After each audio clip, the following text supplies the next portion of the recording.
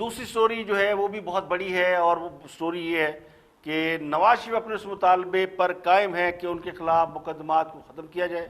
ان کی عزت بحال کی جائے، اور جن سازشوں سے انہیں نکالا گیا تھا، جس طریقے سے نکالا گیا تھا، اسی طریقے سے ان کو واپس ریسٹور کیا جائے. یعنی وہ پرائم منسٹر بننا چاہتے ہیں، یعنی ان کی جو نااہلیت ہے وہ ختم کرائی جائے. یہ آج مقدمہ رکھا ہے مریم نواز نے. ان کی صاحبزادی اور مسلم ان کی نائب صدر مریم نواز کھل کر بولی ہیں، اور انہوں نے سب کو چیلنج کر دیا ہے. جسٹس ثاقب نثار سکینڈل ہی کہیں گے، وہ جو رانا شمیم صاحب نے نوٹری ایک خلف نامہ لکھ کے دیا ہے، اور اس میں بتایا کہ جسٹس ثاقب نثار کس طرح نواز شریف مریم نواز کے خلاف پیچھے پڑے ہوئے تھے. تو آج تو مریم نواز نے حد کر دی.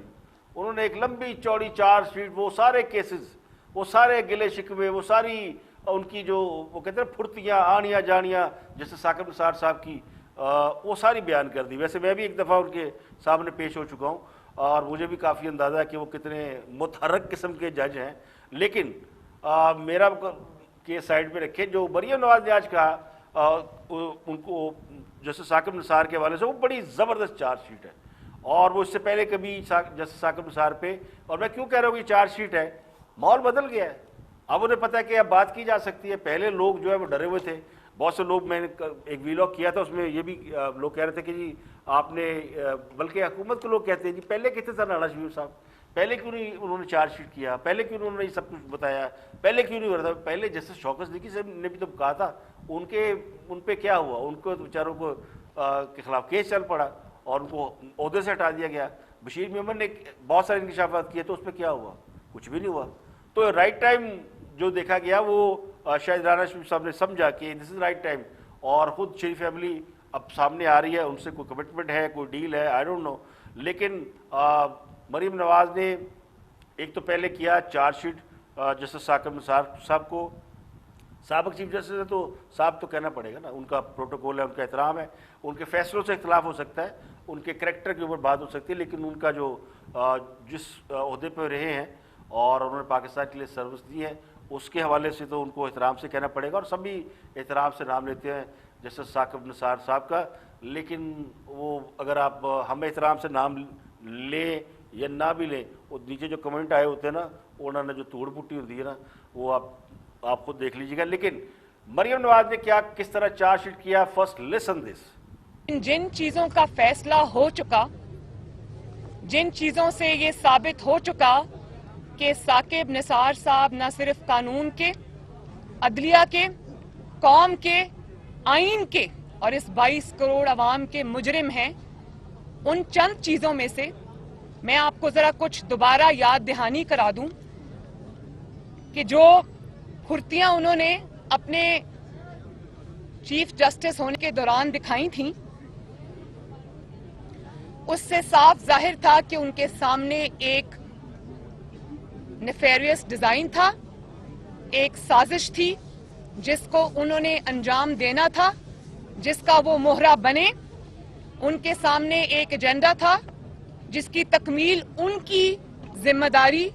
ان کی جو سربراہی ہے اس میں ہونا تھی. چن کر انہوں نے مسلم لیگ نون کے لوگوں پر توہین عدالت لگائی، مسلم لیگ نون کے سٹنگ ایم این ایز پر لگائی، مسلم لیگ نون کے وننگ ہارسز پہ لگائی. تو ایک تو انہوں نے یہ کہا، اور دوسرا انہوں نے پھر یعنی خان صاحب وہ کہتے ہیں جی جرم یہ نہیں ہے کہ جیسے ثاقب نثار نے نواز شریف کو سزا دی، جرم یہ ہے کہ عمران خان صاحب کو لے کر آئے، انہیں صادق الدین کا ٹپا لگایا، پوری قوم کو منوایا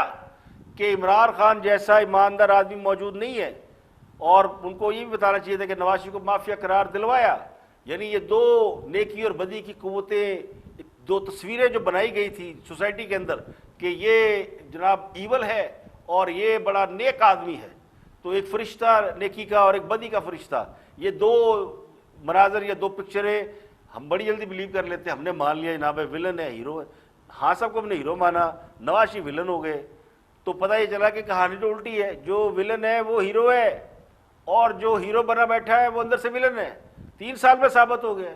اور ایک ایک چیز آپ اٹھا کے دیکھ لیں، آپ کو لگ پتہ جائے گا کہ کیا کچھ ہوا ہے، اور مجھے بتانے کی کیا ضرورت ہے. عام آدمی کو تو پتہ ہے بیچارے کو کیا ہو رہا ہے. عام آدمی تو چیخ رہا ہے، مہنگائی ہے، بے روزگاری ہے، لا اینڈ آرڈر خراب ہے، بڑی رشوت ہے اوپر سے لے کے نیچے تک ہر بندہ، اور پھر خان صاحب کے آس پاس جو بیٹھے ہیں خان صاحب اور ہمنوا، ان کی تو کیا ہی بات ہے۔ تو یہ ایک مطلب انہوں نے اپنا کیس پلیڈ کر دیا کہ جسٹس ثاقب نثار وہ ان کے پاس ایجنڈا تھا، وہ ماسٹر مائنڈ تھے، انہوں نے سب پلان کیا، لیکن بات یہاں نہیں رکی، اب وہ بڑی 2 قدم آگے، اور انہوں نے پھر مخاطب کیا انہیں جن کے جب پہلے نام لیے تھے تو بڑا شور مچا تھا، لیکن اب انہیں ذرا وہ ہو گئے ہیں، قریب ہو گئے ہیں، لیکن ان کو انہوں نے ایڈریس کیا اور ان سے کہا صداقت اور امانت کے سرٹیفکیٹس دینے والا اور لینے والا دونوں آج پوری دنیا کے سامنے قدرت نے ان کو بے نقاب کر دیا۔ میں ایک ریکویسٹ کرنا چاہتی ہوں ان لوگوں سے جو نواز شریف صاحب کے خلاف سازش میں شامل تھے، جن کے نام سامنے آ چکے ہیں اور جن کے نام ابھی بھی سامنے آنے باقی ہیں، میں ان کو یہ کہنا چاہتی ہوں کہ پروجیکٹ عمران خان نہ صرف سوائے بدنامی، رسوائی، تباہی اور عبرت کے اور کچھ بھی نہیں ہے۔ تو یہ تو انہوں نے اس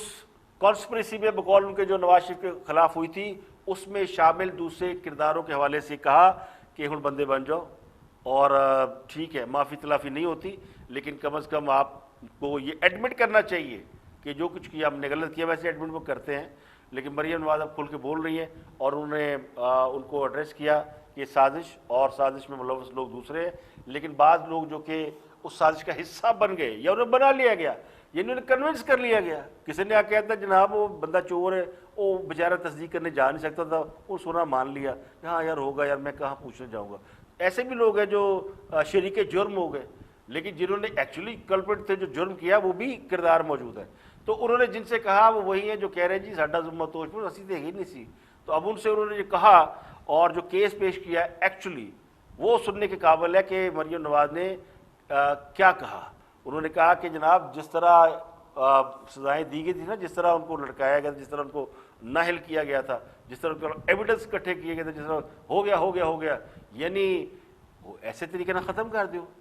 یعنی کیا مقدمات بھگتتے پھرے، ہم پھر سے عدالتوں میں جائیں، پھر سے لٹکے، اب تو اتنے ایویڈنس ہے، عدالت کو چاہیے کہ اپنے پاؤں پہ کھڑی ہو، یا ان کو چاہیے کہ عدالت کو جناب